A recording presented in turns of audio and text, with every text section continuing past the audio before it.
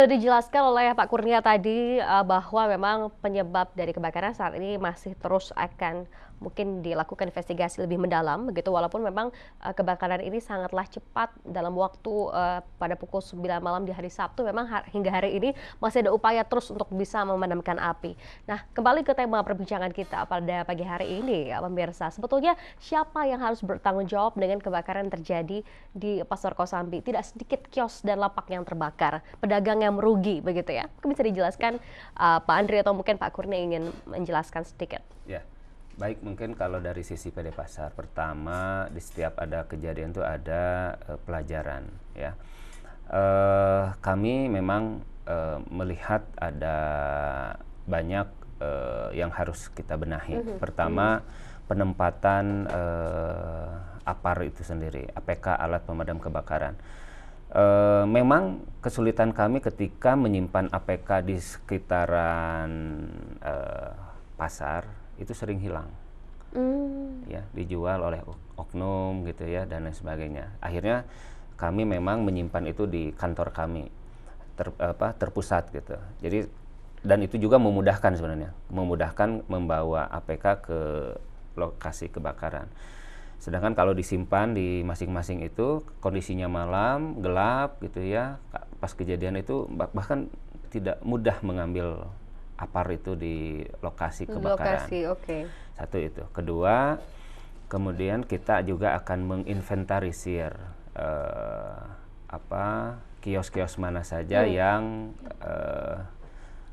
memungkinkan terjadi atau berisiko tinggi. Di antaranya yang ada gas LPG, kompor, atau yang menggunakan mesin-mesin untuk produksi.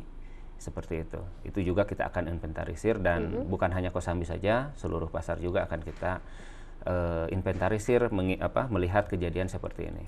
Ketiga juga ada kemarin itu kendala dari petugas untuk masuk, diantaranya adalah ada ventilasi yang tertutup oleh kios liar. Ventilasi yang tertutup kios liar, ini jumlahnya banyak Pak? Hampir seluruh Kosambi itu ada ditutup oleh kios-kios liar. Akhirnya kemarin karena satu hari kesulitan kita tembus, kita minta bantuan dari PU untuk menurunkan beku. Kita bongkar, akhirnya ketahuan ada api di balik dinding itu, seperti itu. Jadi mungkin ada salah satu kios yang akhirnya diduga menjadi sumber api ketika itu, begitu. Betul. Ya? Baik. Dan Pak Kurnia, sekali lagi, kalau bicara mengenai kebakaran di tempat perbelanjaan, pasar lah kita saat ini sedang bahas begitu.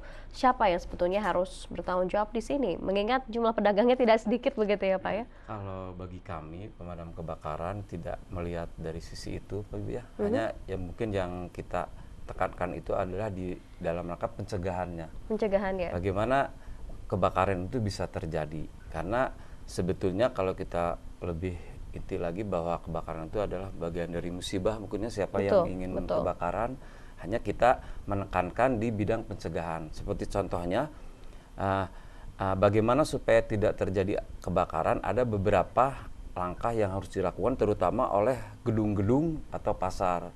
Gimana sistem proteksi yang ada. Jadi sistem proteksi kebakaran ini adalah bagian daripada sistem untuk penanggulangan kebakaran seperti di hotel. Di sana itu hotel itu semuanya sudah terpasang dengan sistem proteksi. Di situ ada hidran. Bagaimana kalau kebakaran di lantai 3, dia bisa bergerak di lantai 3 dengan menggunakan hidran. Bagaimana sistem detektornya, alarmnya. Itu adalah indikator-indikator daripada pencegahan. Khusus memang di pasar tradisional, Pak Direktur, memang hampir bukan di Bandung saja, hampir di setiap daerah. Kendalanya memang sebetulnya di dalam peraturan itu radius 100 meter itu dengan luas 100 meter itu harus ada satu APAR, Pak. Jadi kalau luas radius 100 meter. 100 meter persegi itu satu APAR kekuatannya minimal yang 3 atau 4 kilo. Itu standarnya. Pada saat kalau misalkan dia ada 600 meter, berarti dia menyediakan 6 APAR.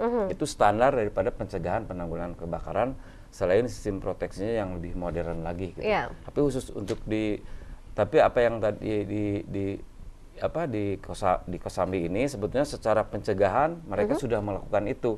Hanya mungkin kedisiplinannya itu yang masih belum harus ditanamkan.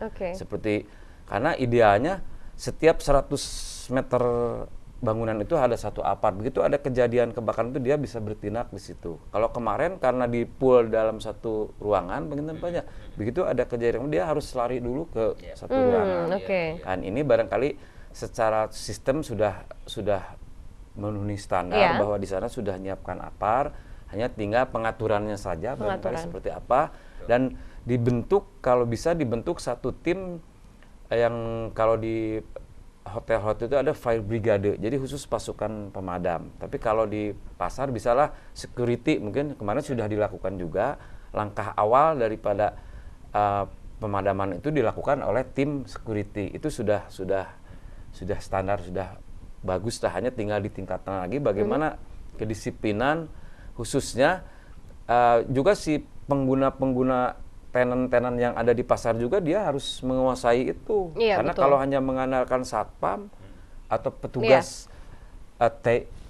pemadam kebakaran pasar juga agak akan telat juga, karena api itu kan bicaranya bukan menit tapi per detik. Per detik, betul. Begitu terlambat 1 menit itu udah berapa ruangan yang kebakar. Jadi manajemen pasar betul Pak, jadi harus dipisahkan yang khusus yang menggunakan kompor harus dalam satu kawasan. Iya, betul. Jadi jangan dicampur sehingga tidak akan memicu sehingga bisa mengendalikannya mudah gitu ya. Iya, jadi kalau mungkin pedagang tahu bahwa banyak alat-alat yang memicu kebakaran, mereka juga harus ada upaya langsung dari para pedagang bagaimana apabila terjadi kebakaran di lokasi dagang. Kita masih akan terus membahas mengenai tema perbincangan pada pagi hari ini. Tetap bersama kami di iNews Jabar, kami akan segera kembali.